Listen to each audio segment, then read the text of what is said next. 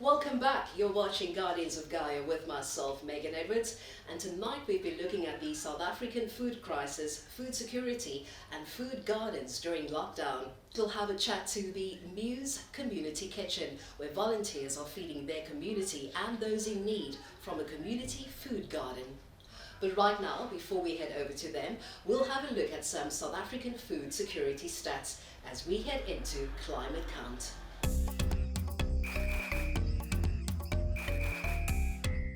While South Africa is food secure at national level, the country is still food insecure at a household level, as not all households have access to adequate food.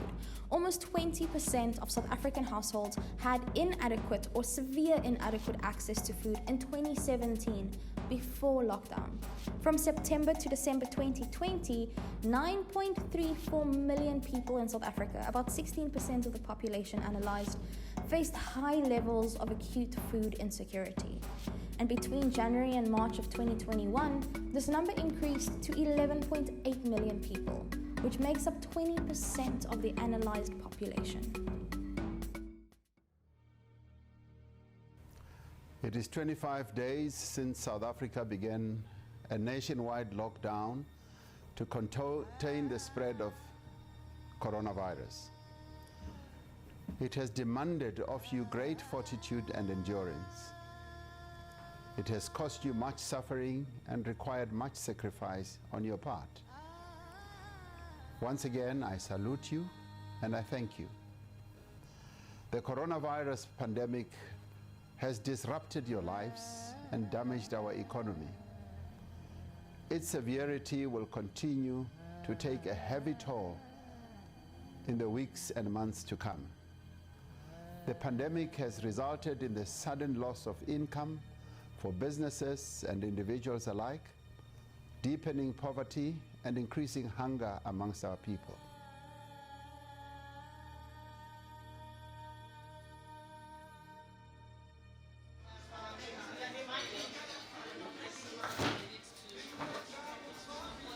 It's a huge thing, not being able to get enough food to eat and not being able to get quality food to eat or access to clean water. So we really try and put the best into our food from start to finish. So from the veggies and the leaves that are grown in the garden to the way that we cook in our kitchen, it's filled with a whole lot of love and a whole lot of intention to really grow brains, grow hearts, grow bodies, because that's the best way that we're going to be able to access our potential.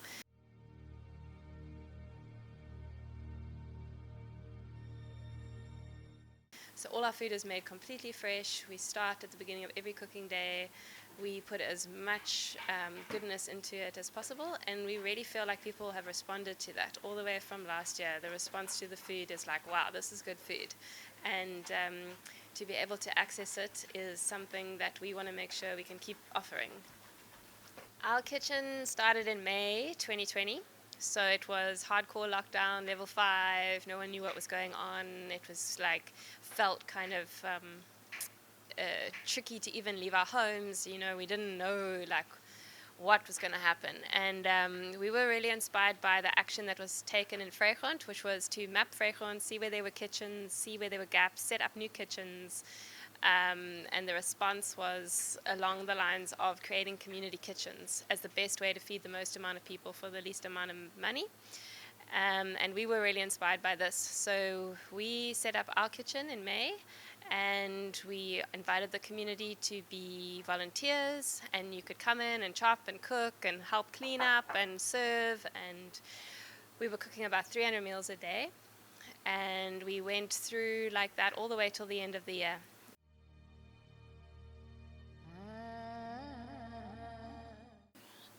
We cook Monday, Wednesday, and Friday. Those are the meals that we serve. Then we also have the bike delivery system that we now have that is delivering.